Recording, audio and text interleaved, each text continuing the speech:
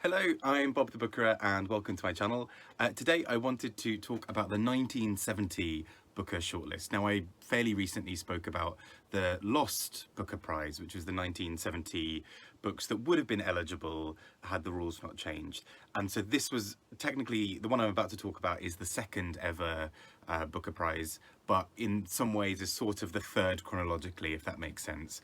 Just because there was that weird year in between where there were just tons of books that just weren't eligible because of the rule change. But these ones were the ones eligible within the rule change, and that's pretty much the same set of rules that we have from now, up until now with the Booker Prize. So books released, I think, between sort of the 1st of October and the year before and the end of September that year. So, for example, the 2022 Booker Prize will have books from the 1st of that were released in the UK at least from the 1st of October 2021 to the end of September 2022, and that's why sometimes in the prize lists you see books that haven't come out yet be on the long list or even the short list, like Bewilderment last year by Richard Powers, which was just in there. Just a couple of weeks later it would be eligible for 2022.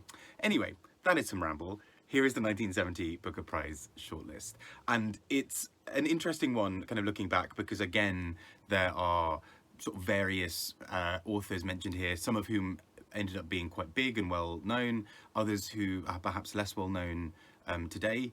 But let's start with the winner. And as you'd expect from an early, any prize that's early and it's sort of, that's in its infancy in being a prize, you get a lot of firsts. So in Bernice Rubens with The Elected Member, we have our first female winner, and we also have our first Welsh winner. And I don't think there have been really any other Welsh winners since, at least that I'm aware of. But this is a really fascinating book, I thought. And as much as A 5-Year Sentence by Her is a book that I never stop talking about, The Elected Member is also a brilliant book in its own right, I think. So it deals with a Jewish family that are sort of trying to work out how to best support their son. Their son has sort of gone from a very, very high-powered career, seemingly in law, and is sort of suddenly really going through a crisis, and the parents are really struggling to understand how or why. They don't really know what to do to support him, and what you get kind of instead as a result of that is this family story that at the heart of it there are these two parents really desperately trying to work out what their son needs.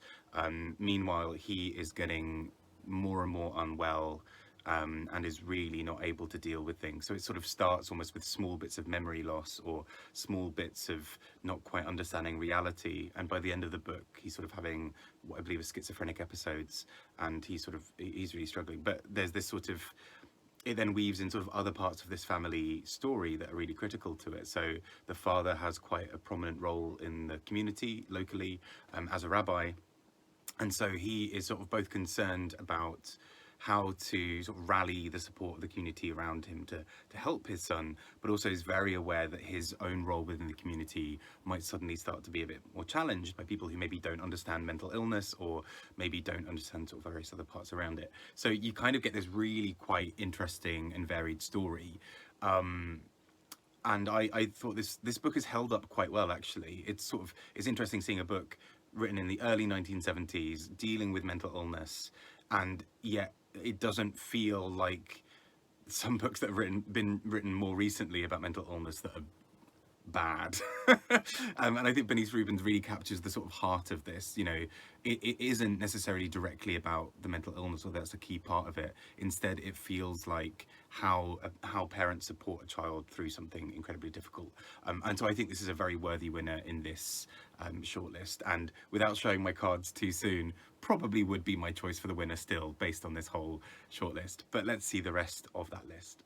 Next up is A.L. Barker with John Brown's Body, and this book is quite a bizarre one to try and really pin down in many ways, but largely this is a story about a woman who sort of gets married very, very young, and her life is pretty grim in many ways, but a large part of this is there's been a murder case, and there is somebody that all of the characters seem to recognize, well, a few people start to recognize and think this person must be this murderer just kind of hiding out in a disguise. And so the book is kind of then followed around this idea of how do you track down this person? What do you say? You know, if you suspect someone is a murderer but in disguise, what do you do? A valuable lesson for all of us, something that we all need in our day-to-day lives. But it's really interesting how this explores it, because it sort of, it starts to get quite grim but also quite farcical, because you've got characters really trying to pin down this person, and we as the reader are kind of led to believe that they're doing this kind of incorrectly to some degree. We watch it all happen, and we sometimes get little bits into the head of you know, little sort of visions and sort of understanding this person who's being accused of being a murderer in disguise. And so we start to think, okay, maybe they're innocent, but then actually we are left as a reader constantly trying to balance the two things of, do we really know if this person is a murderer or not? What do we need for that to be proper evidence? And what do you do if you do suspect it? So a really interesting, fun book, quite grim in many ways. I mean, there are bits of absurdity that makes it a bit more fun and a bit more engaging in that way, but still a very, very bizarre but interesting book. I think you'll sort of see this a bit with kind of some of these early shortlists. They really weren't afraid to bring in books that were just dealing with straight out murder, like Muriel Spark, not on this shortlist, but in several others, just casually having characters murdered left, right and centre. You're like, oh yeah, that's Iris, yeah, that's Muriel, and Iris, who I will talk about in just a second. But really kind of bizarre books in this list, and it sort of does make you sort of wonder and want to look back and think about what other big books were coming out around this time. Are there books that sort of didn't make it? And sort of from the little bits I've seen, I can't find too many classics that weren't sort of in this in some ways, but I'm sure they must exist out there as well. Next up was Eva Trout by Elizabeth Bowen, and this was quite an interesting one that I had sort of in some ways had maybe too high expectations, if I don't know, but was sort of interested in some ways, because she was an author who I'd heard about, partly because of her friendship with Iris Murdoch, again, more coming, but she also, this book was sort of widely seen as one of her best, and I think it was, if I'm right, was her, yeah, it's her final novel that she wrote. So many people sort of really kind of praising it. It won the James Tate Black Prize, and so I kind of got down to read it and just couldn't connect to it, and that's sometimes difficult when you can't connect with a book, because I fully, as I was reading it, absolutely understood that it was more just a me thing. Like, this book was well written, I couldn't really fault a lot of what was going on, I just never had an inroad into the book. And I'm sure for other people there's something really great in it, but I you know, that kind of moment where you're about 100 pages into a book and you're like, so who's the main character again? And that is partly me in terms of my reading, but I think I never really felt like I understood who was who and what was going on. But anyway, the key story is that we have this main character, Eva Trout. She's seen as quite unruly, she's seen as quite like a little petulant child. She's been raised in a lot of wealth, with people all kind of looking after her, like governesses and nannies and all that kind of stuff. And she suddenly inherits quite a lot of money, and this suddenly means that she's sort of standing on her own 2 feet, and sort of the trials and tribulations of her doing so.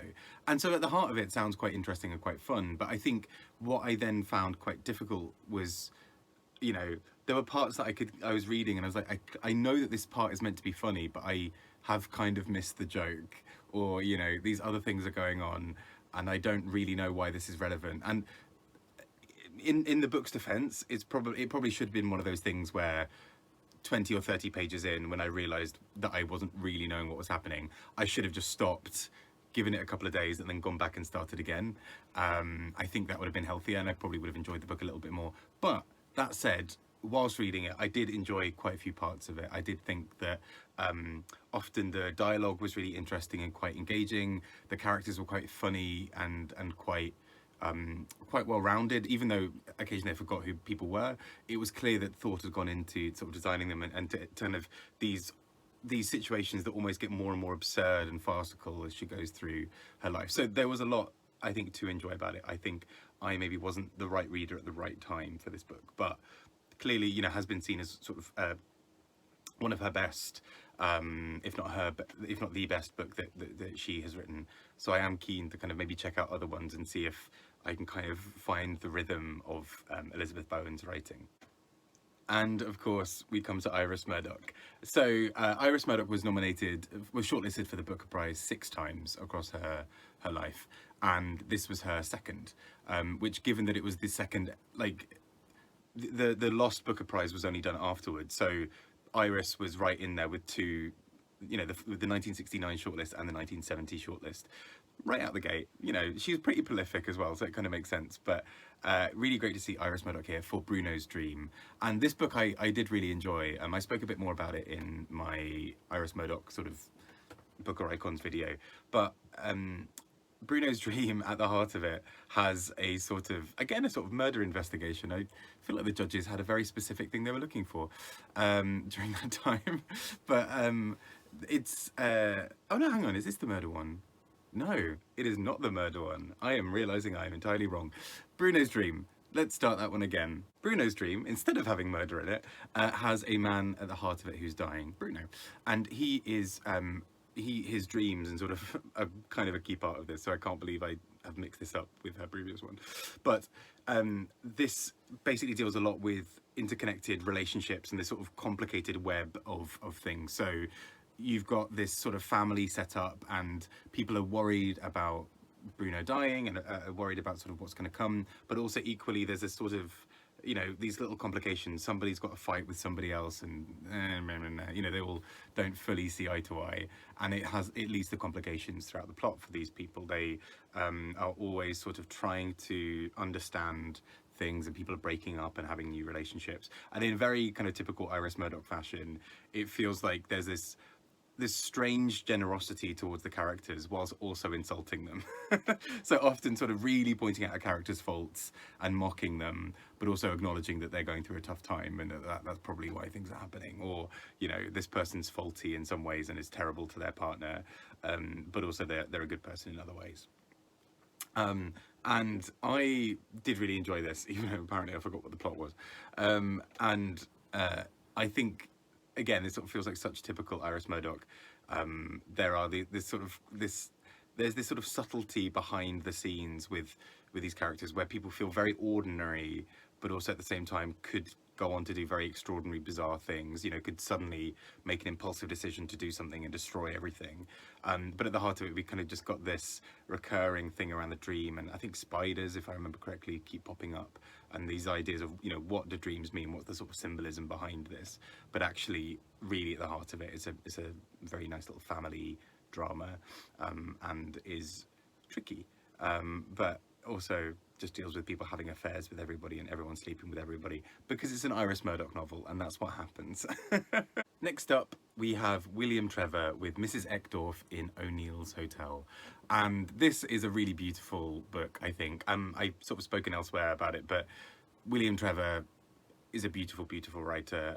His work is just so lyrical and imaginative, and again really tender with how he treats characters, and this book felt like a really bizarre but kind of fun thing. Again, I really don't know what was in the water for the 1970 Booker shortlist. It was a wild one in a few ways, but this book largely focuses on this woman, Mrs. Eckdorf, who is a photographer, and she basically turns up to this hotel that's sort of a place of ill repute, let's say, or at least is seen to be so, with things around sex work going on, and it's seen as being a bit of a brothel, and she kind of comes in, as we sort of see with quite a few William Trevor books actually, of this outsider character really coming in and being the catalyst for a lot of things changing or a lot of things moving. And here this kind of photographer is sort of is a really well chosen sort of literary device, I think, because